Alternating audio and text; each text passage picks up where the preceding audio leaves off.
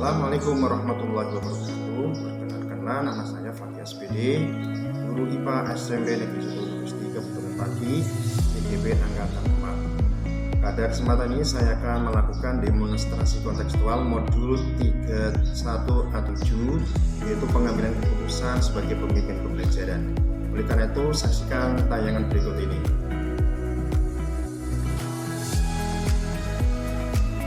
Saya akan mentransfer dan menerapkan pengetahuan-pengetahuan yang saya peroleh di program guru penggerak ini kaitannya dengan modul 331 pengambilan keputusan sebagai pemimpin pembelajaran di sekolah saya. Saya mulai dari diri saya sendiri, yaitu dengan cara mempraktikkannya dalam pembelajaran sehari-hari di kelas dengan murid. Yang berikutnya saya akan kolaborasi tentang modul 3.1 ini dengan Bapak Kepala Sekolah. Itu juga saya juga akan berkolaborasi dan mensosialisasikan modul 3.1 ini, yaitu kaitannya pengambilan keputusan sebagai pemimpin pembelajaran dengan rekan-rekan saya, yaitu guru-guru dalam sekolah kami.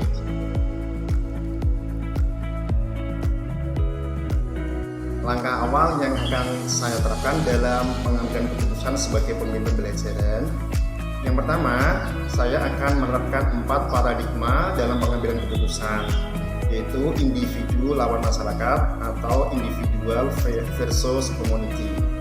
Yang berikutnya adalah rasa keadilan lawan rasa kasihan atau justice and mercy. Yang berikutnya adalah kebenaran lawan kesetiaan, truth and loyalty. Yang berikutnya adalah jangka pendek lawan jangka panjang atau short term versus long term.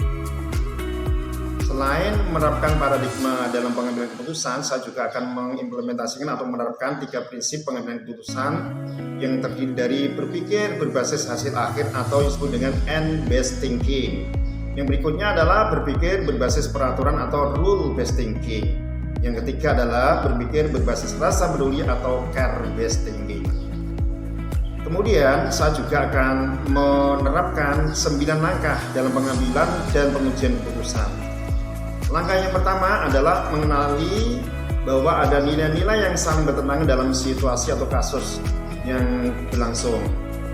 Langkah kedua adalah menentukan siapa yang terlibat dalam situasi ini. Langkah ketiga, kumpulkan fakta-fakta relevan dengan situasi ini.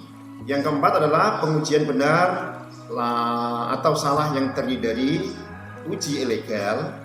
Uji legal ini digunakan untuk mengetahui adanya aspek pelanggaran hukum dalam situasi tersebut. Yang berikutnya adalah uji regulasi, yaitu digunakan untuk menguji adanya pelanggaran kode etik profesi. Yang ketiga adalah uji intuisi, yaitu digunakan untuk membuktikan apakah ada yang salah dalam kasus ini. Yang berikutnya adalah uji halaman depan koran. Yang berikutnya adalah uji panutan atau idola. Kemudian langkah kelima adalah pengujian paradigma benar lawan benar. Langkah yang keenam adalah melakukan prinsip resolusi, yaitu yang terdiri dari 3 prinsip pengambilan keputusan yang sudah saya jelaskan tadi. Langkah ketujuh adalah investigasi opsi trilema. Langkah 8 adalah kita buat keputusannya. Langkah ke-9 adalah tinjau lagi keputusan tersebut dan merefleksikan.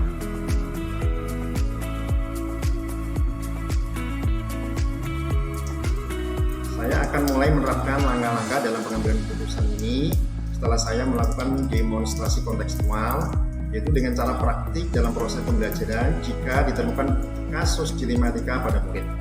Kemudian besoknya saya akan mengadakan sosialisasi modul 3.1 pengambilan keputusan sebagai pemimpin pembelajaran pada kepala sekolah, pada teman-teman sejawat dalam sekolah ini.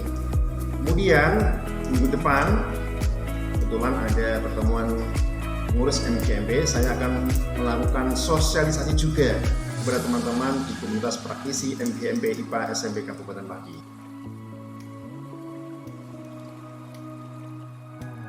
Yang mendampingi saya dalam pengambilan keputusan sebagai pemimpin pembelajaran, yang pertama adalah Bapak Kepala Sekolah.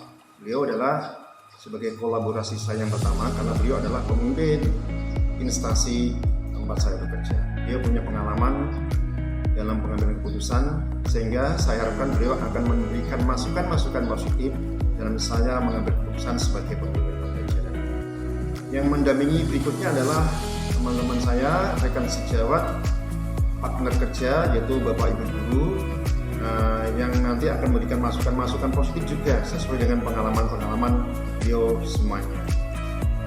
Yang tidak kalah pentingnya, sebagai Ketua Komunitas MGMP IPA SMP Kabupaten Bali, saya juga punya partner kerja di komunitas praktisi MGMP. Tentunya beberapa teman akan memberikan masukan-masukan positif dalam hal saya mengambil keputusan sebagai pemimpin pembelajaran.